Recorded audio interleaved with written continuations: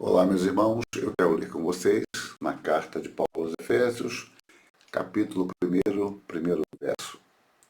Paulo, apóstolo de Cristo Jesus, por vontade de Deus, aos santos que vivem em Éfeso e fiéis em Cristo Jesus. Amém. No vídeo anterior, nós falamos sobre Paulo como apóstolo de Cristo Jesus. Hoje eu quero enfatizar um aspecto que é decorrente da consciência do chamado de Paulo, é que ele é apóstolo de Deus, o apóstolo de Cristo, pela vontade de Deus. No vídeo anterior nós falávamos sobre o fato de que o apostolado pressupõe alguém que o antecede e que o envia. E aqui Paulo enfatiza pela vontade de Deus. Este substantivo, vontade, usado aqui, ele é muito empregado na literatura clássica, bem como o verbo, né? É uma palavra assim que nós conhecemos bem, porque nós a usamos de forma compósita. Nós falamos de teleguiado, sentido teleológico da vida, a ideia de telos, né?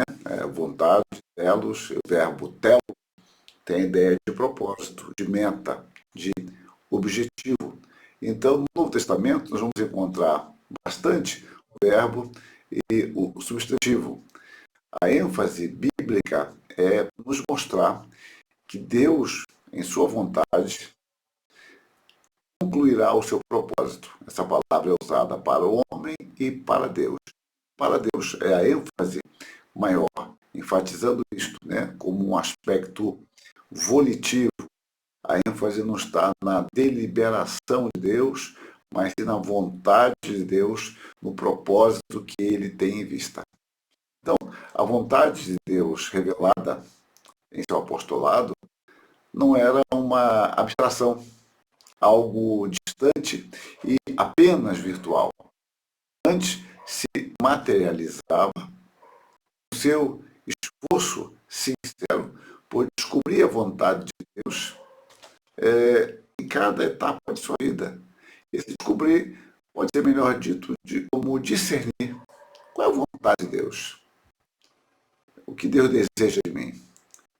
Então, Paulo exercitava a sua fé em cada etapa de sua vida, em cada faceta, em cada nova missão, desejando saber a vontade de Deus. Porque às vezes nós confundimos a vontade de Deus com a nossa vontade. Eu ilustro isso. Paulo desejava muito visitar a igreja de Roma, e ele mesmo não conhecera, ainda que tivesse muitos irmãos ali congregados. Ele orava já há algum tempo sobre este assunto. Então ele escreve aos Romanos 1, 9 e 10. Porque Deus, a quem sirvo em espírito, no evangelho de seu Filho, é minha testemunha de como incessantemente faço menção de vós em todas as minhas orações, suplicando que, em algum tempo, pela vontade de Deus, se me ofereça a boa ocasião de visitar-vos. Reparem, suplicando que, em algum tempo, pela vontade de Deus, se me ofereça a boa ocasião para visitar-vos. Quando Paulo estava em Corinto, acreditava ter uma boa oportunidade de visitar Roma. Contudo, antes deve passar pela Judéia para levar as ofertas para os santos dali. Sua trajetória, ele sabia bem, seria arriscada, visto ter muitos inimigos naquela região. Ele então pede aos crentes romanos, está lá em Romanos 15, 30 a 32, rogo-vos, pois irmãos, nosso Senhor Jesus Cristo, e também pelo amor do Espírito, que luteis juntamente comigo nas orações a Deus, a meu favor, para que eu me veja livre dos rebeldes que vivem na Judéia, e que este meu serviço em Jerusalém seja bem aceito pelos santos, a fim de que, ao visitar-vos, pela vontade de Deus, chegue à vossa presença com alegria e possa recrear-me convosco. Reparem, vontade de Deus, uma boa oportunidade, que eu possa visitar-vos pela vontade de Deus. Então, um princípio que nós tiramos daqui, muito importante, é que, ainda que os nossos propósitos sejam santos, nem sempre é fácil discernir a vontade de Deus.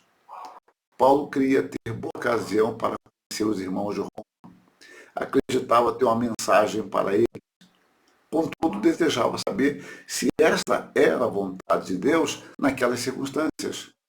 Ele só pôde ter essa certeza depois de preso, quando o próprio Senhor lhe garantiu que assim se sucederia. Todavia, não como Paulo possivelmente desejava ou esperava.